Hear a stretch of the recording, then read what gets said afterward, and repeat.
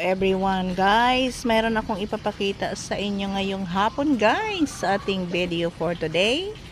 Ipakita ko lang sa inyo ang blessing na naman na ibinigay ng Panginoon sa akin.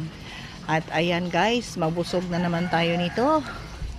Ayan guys, oh, ayan, tingnan nyo guys, panahon na naman ang kailangan para ating papitasin or kukunin yan guys.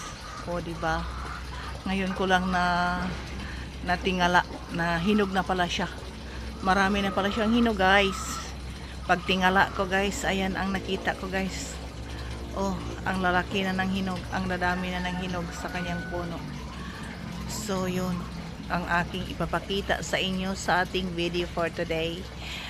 Ang pagkain na kabusog talaga guys at punong-puno ng potassium. Ayan ang banana ko. Thank you for watching guys. Yun lamang po. Bye bye. God bless po sa ating lahat. Bye.